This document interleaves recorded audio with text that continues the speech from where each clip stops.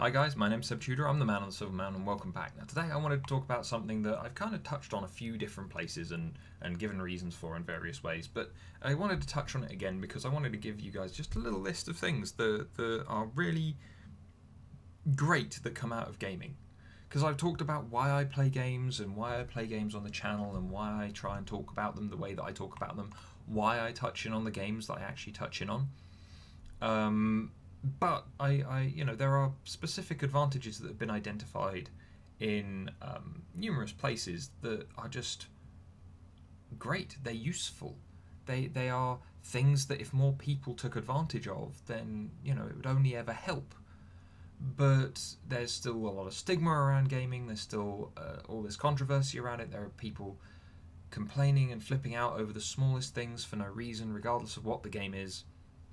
And so I wanted to, well, after we've had like a end of the year that has been mired in gamers hating on the people creating games because it's deserved, or because of game developers hating on other game developers, or it's people complaining about games that are completely non-controversial but they've made them controversial because reasons, and all that kind of thing. There's so much of that. I wanted to bring some positives back from gaming because it's not just an amazing hobby, but it's got so many different elements to it. And besides storytelling, besides practicing certain skills and things, there are other advantages that just come out of it. And so I wanted to go through those today. So the first one is, playing games is kind of being demonstrated as we move forward, especially from a 2014 study from Zielinski and Reyes, that it's actually slowing our brains from aging. It's problem solving, memory, decision making, all of which happen with kind of a huge kind of focus in video games. And so as a result, it's keeping your cognitive functions fresh for longer. It's keeping you aware for longer. Obviously, the bigger problem is that there are a lot of people who are, or like the majority of gamers, who are very heavy gamers, or people who know life content, or people who have been gaming since they were children. They are in the minority in terms of the people of like the age of 65 or over. And so as a result, it'll be interesting to see if this trend persists the more gamers reach old age. But it's demonstrating that just a couple of hours a day in front of a computer, in front of a video game, can definitely improve kind of cognitive function in young people as well as in people who have been found to be over kind of 60, 65. And so, if we're keeping our brain, like, there are all these brain training games on apps and things like that anyway, which are there to try and help you with that. But the number of different things involved in, say, playing, I don't know, Assassin's Creed, where you've got to potentially plan or rush in and fight, and you've got to pick your targets and you've got to tackle all those kind of things on the fly. That allows for a lot of different things to be going on in your brain, and that can potentially continue to refresh and renew and just help you kind of sort these things out as you move forward. The next thing is that it helps with pattern recognition, and it's data, or rather pattern recognition from kind of data and information that's right in front of you, kind of in a visual sense. And this isn't all that surprising. But I would argue that this may extend into other areas like audio, but that's not what's been found, unfortunately. And so it's a case of kind of in games like Match Threes or in various other puzzle games that are maybe on the less hardcore end of the spectrum, but they are all pattern recognition focused. Even games like Overwatch, it's noticing the pattern in the enemy team, changing your team appropriately, and then coming back at them in the right way. Same with paladins in regards to the builds and things like that as well. That I've talked about before, where it's a recognition of patterns in terms of the way you're dealing with the keys, the way you're dealing with the information on the screen in front of you, and how you adapt to it.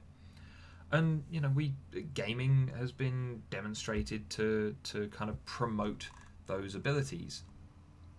We tackle information like the grids on Candy Crush, and we spot those patterns, we find them, we break them down, and then find the next ones. And we have to do it potentially with time limits or with move limits. We have to really train our brains to find the most effective paths. And again, this is something that you don't necessarily find in a lot of other areas of life in terms of this kind of training for doing this. But obviously, for anyone who's having to look over other people's work, or having to audit numbers of any sort, having to deal with data of any sort, to be fair, or deal with people and customers and things that are right in front of them, looking for patterns in behavior, looking for patterns in other things. In this way, we are being trained to do that. We are being trained to pick out those specific things that we're looking for, find them more effectively, and work with them, instead of just have them slip by us. The next thing is obviously within, their various areas, we're given situations that are almost always conflict based. We are given situations that are one group against another, or us versus someone that we need to go and take down, or a social situation where we've got to somehow meander our way through and find the best result. The kind of, we get trained in this in games, and those strategies, those tactical kind of alterations to our mindset to allow us to think better. It's useful generally. There is no area of life that doesn't have a use for kind of a strategic mind that can think around a problem and attack it from the right angle to get the job done. And so, there was a study done in 2013 that said that more adolescents reported playing strategic video games such as role-playing games, or other real-time strategy games, and the more they improve in their problem-solving ability, and their school grades the following year improved as a result. So it's a case of these the problem-solving, the tactical, strategic kind of elements of this stuff all plays together to then actually just help learning. Obviously, leaving people in front of a console for hours and hours on end when they've got other work to do probably didn't help. But in regards to going, right, you've got problem-solving skills, you've learned these, you've developed these, cut them loose and do stuff with them, help those kids. It found that was the case. I believe that was a study done in New Zealand. The next thing, though, is playing video games tends to improve hand-eye coordination. This is probably not a surprise to anybody, because you've got an array in front of you that you need to interact with, and the only way you can interact with that is via your hands and your eyes. It's as simple as, if you're targeting, if you're shooting with precision on something like Call of Duty, if you're platforming like with I don't know, Mario, or if you're dealing with something like a VR game, even, where you're actually having to work your real world hand-eye coordination into the game in a more full body sense, then it's not surprising that that's the case. And it was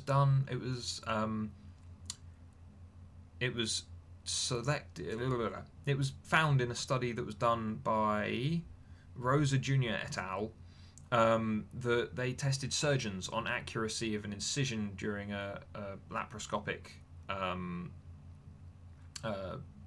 kind of test using remote operating tools that were entirely hand driven. I'm sure you've seen the kind of robotic arms with the little controllers that have been becoming more and more popular in various hospitals. But they took one group of students and they played a very specific set of video games, which tended to be the one that's listed here is Super Monkey Ball. It's fair enough.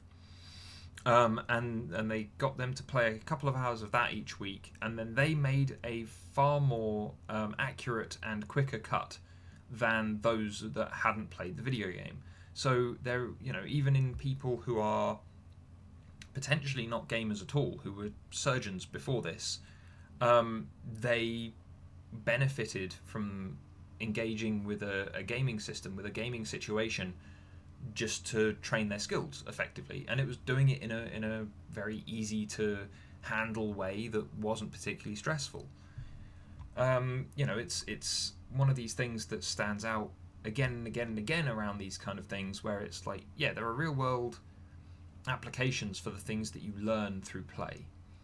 Yeah, we learn our alphabets, we learn language through singing songs and through kind of just fun games of repetition.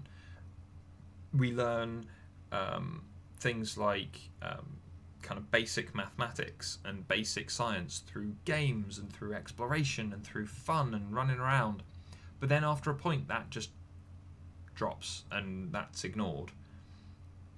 And as a result, we don't see much more of that after a very specific point. And it's a bit troubling that we don't, because it'll, that's where things fall to pieces. But anyway, moving on to the next one. Playing video games helps us with mental object manipulation, and what I mean by this is 3D space, 3D object moving in 3D space. We get to see one side of it, and then we can go, right, okay, well, mentally I can turn it around the other way, see the other side, and know what it'll look like. Yeah, it's 3D mapping for your brain, and it's one of the reasons why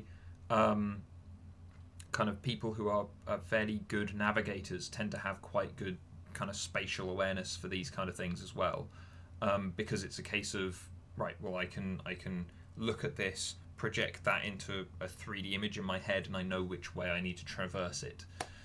And it was found in a meta-analysis in 2013 that playing shooter games of various sorts improved the capacity to think about objects in 3 dimensions. And again, this probably isn't all that surprising to gamers, because it's like, well, yeah, if I'm playing a shooter, especially if it's probably a third-person shooter, or even if it's a first-person shooter, you're having to learn the layout of the map.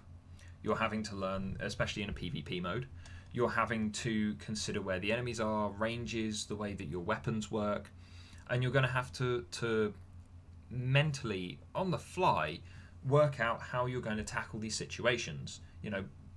Games that allow for bullet ricochets or bouncing grenades off things, or how you're going to traverse a level to sneak around behind the enemy and take them out. All of those things all come from this 3D object mapping and manipulation that we can do. And obviously, the more you practice it, the better you get at it. And games are one of these places that, again, you get this more than anywhere else. And then the last one that I want to touch on is that games often require decision making. And so when playing video games, we can develop a higher kind of sensitivity to our surroundings, be that mostly because we have limited information from our surroundings when we're playing a game, and so our brain starts having to rely on those only couple of things, which is our eyes and our ears for the most part, and it has to then make quicker, more accurate decisions based on less information. So then when you apply it to the real world, where there's more information and there's kind of far more that you can actually do directly to impact that decision and so on, then you're more able to do so. And it's a case of putting that into play through games allows for a much greater appreciation and capacity with it when it comes to the real world. Making a decision without losing the accuracy because you've been given even more information from the real world than you would have been from a game. But again, you don't get that kind of narrowed down but high pressure kind of stretch zone that from anywhere else really, other than in a game. There are a few other places for select people, for instance, certain areas of training with, say, a military force or with a very specific agency that would use this kind of training technique, but it's not something that we see an awful lot of in, say, the general world for children, for instance. It tends to not be one of these things that we see all that often. And so the fact that gaming is something that not only kids want to do, but it allows them to do this, is great. And then obviously, as has been said in the very first point we made, if you start doing this, then it keeps you going on it for much, much longer than you could potentially would do otherwise. It keeps your brain active. So once you start developing these skills, once you start developing these things, the better hand-eye coordination, the improved decision-making without losing accuracy, the better 3D mapping and whatever else, the better pattern and data recognition, all of those things, once you start, you can potentially keep those going, keep those improving, keep those accelerating and up to a point, and then after that you can maintain them. And it allows for a much, much more capable kind of untaught skills, kind of untaught skill set that can be applied to all manner of things. But that's just a list of things that I wanted to bring to you guys. Going, look, gaming is actually not just a worthwhile tool for testing problem solving and for relaxing and for trialing bits of coaching methodology, for instance, but it's also really useful for getting kind of very specific areas of skills that have very, very wide-reaching potential, that build on stuff that we have in every single person in basic, but we don't actually have anywhere that really trains and teaches it and accelerates the growth of it after that. But anyway, guys, I'd love to hear what you guys have to say about this, because all of these things are probably no surprise to gamers at all. Yeah, as I mentioned before, I learned to touch type not through following the touch typing handout, like here's a keyboard and this is where you hold your hands. I didn't learn to touch type from that stuff that they did with us in school, because it just didn't work for me. I just didn't find it engaging. How did I learn to touch type? By doing missions in massively multiplayer online games. There's this moment where you have to play the game and you need to communicate with people to get to the end. So I'm going to teach myself that way. But that's a skill that can be taught elsewhere. These are skills that don't get kind of progressed and grown through anywhere else. But anyway, guys, I'd love to hear your thoughts. How much have you noticed this through your playing habits? Since you started gaming, has your hand-eye coordination improved, or have you realised that you're better at just noticing patterns in things? Has it helped you learn to deal with problems more succinctly, because it's just another challenge that you just need to beat and then you come out the other side? Let me know. It'd be interesting just to compare notes. But anyway, guys, otherwise, thank you very much for watching, and I'll see you in the video tomorrow. Take care. Thank you very much for watching, guys. If you found this all interesting or enjoyable, then please drop us a like, share this video, and subscribe for more, and I'll see you in the video tomorrow. Take care.